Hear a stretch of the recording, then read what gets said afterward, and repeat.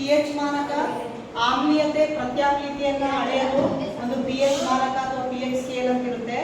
To measure the amount of acidity and the basicity we use the pH scale.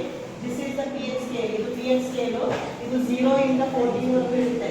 ಇದು ಎಲ್ಲಿವರೆಗೂ 0 ಇಂದ 14 ವರೆಗೂ ಇರುತ್ತೆ.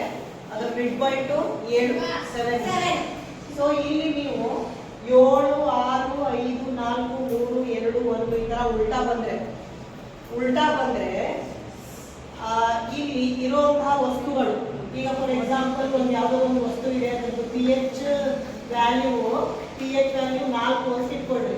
ಒಂದು ವಸ್ತು ಇದೆ, ಅದು ಪ್ರತ್ಯಾಮ್ಲನೋ ಆಮ್ಲನೋ ಗೊತ್ತಿಲ್ಲ, ಆಸಿಡ್ ಅಥವಾ ಬೇಸ್ ಅಂತ ಗೊತ್ತಿಲ್ಲ, ಅದರದ್ದು pH 4 ಅಂತ ಹೇಳಿದ್ದಾರೆ. ಸೊ 4 ಎಲ್ಲಿ ಬರುತ್ತೆ? ಇಲ್ಲಿ ಬರುತ್ತೆ, ಹೌದಾ? 7 ರಿಂದ ಈ ಕಡೆ ಬಂದ್ರೆ ಅದು ಆಮ್ಲ. ಏನದು? ಆಮ್ಲ. ಗೊತ್ತಾಯ್ತಾ? ಈಗ ಇನ್ನೊಂದು ಉದಾಹರಣೆ ಹೇಳ್ತೀನಿ. ಈಗ ಅದು pH ವ್ಯಾಲ್ಯೂ 12 ಇದೆ ಅಂತ ತಿಳ್ಕೊಳ್ಳಿ. ಇನ್ನೊಂದು ವಸ್ತು pH ವ್ಯಾಲ್ಯೂ ಎಷ್ಟಿದೆ?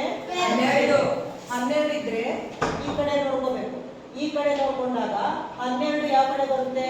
ಈ ಕಡೆ ಬರುತ್ತೆ. ಈ ಕಡೆ ಬಂದ್ರೆ ಅದು ಪ್ರತ್ಯಾಮ್ಲ. ಅರ್ಥ ಆಯ್ತಾ? ಈಗ ನಿಮ್ಗೆ ಹೇಳ್ತೀನಿ, pH 10 ಇದ್ರೆ ಅದೇನು?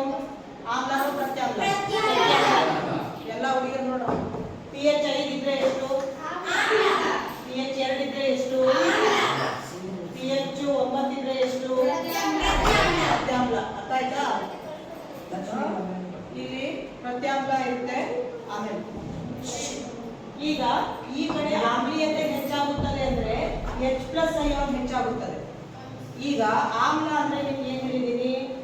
HCl ಅಂದ್ರೆ ಹೈಡ್ರೋಕ್ಲೋರಿಕ್ ಆಮ್ಲ. ಆಮ್ಲದ ಉದಾಹರಣೆ ಹೇಳ್ರಪ್ಪ.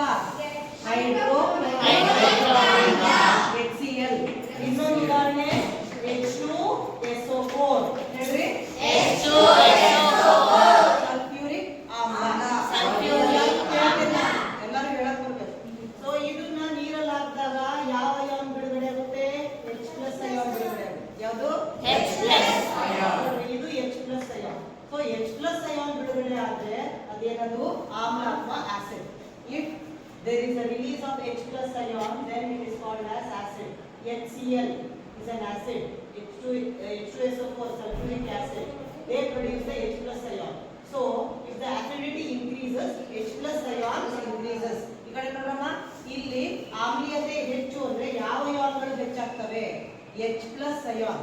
ಯಾವ ಅಯಾನ್? H+ ion. ಎಲ್ಲಿಂದ ಬಂತು H+ ಅಯಾನ್? ಇಲ್ಲಿಯಲ್ಲ, HCl ಇಂದ H+ ಅಯಾನ್ ಬಂತು. H2SO4 ಇಂದ H+ ion.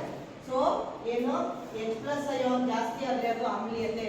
If the H+ ions increases, then it is called as question ಕೇಳ್ತೀನಿ, acidity ಅಂತ ಹೇಳ್ತೀನಿ. ಅರ್ಥ ಆಯ್ತಾ? ಈ ಕಡೆ ನೋಡ್ರಿ, ಪ್ರತ್ಯಾಮ್ಲಗಳು.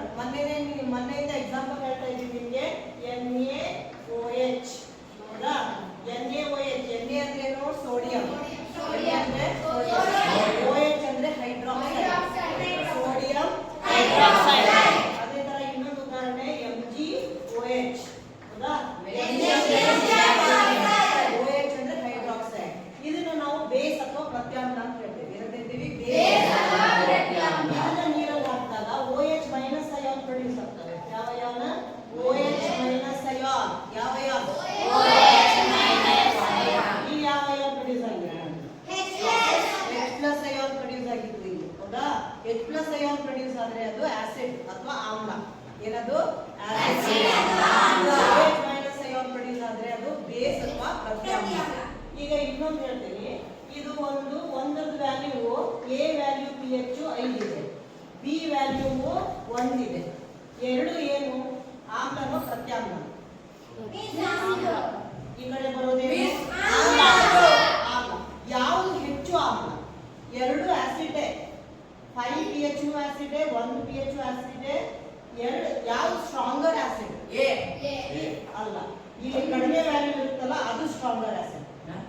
ಈ ಕಡೆ ಅದು ಕಡಿಮೆ ಆದಂಗೆ ಅದರ ಆಸಿಡಿಟಿ ಏನಾಗುತ್ತೆ?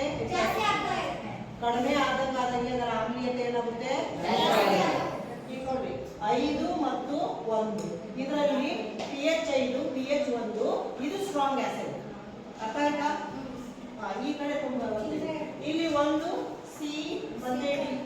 ಒಂದು pH C 8 ಇದೆ, ಇನ್ನೊಂದು pH 12 ಇದೆ. 2 ಏನು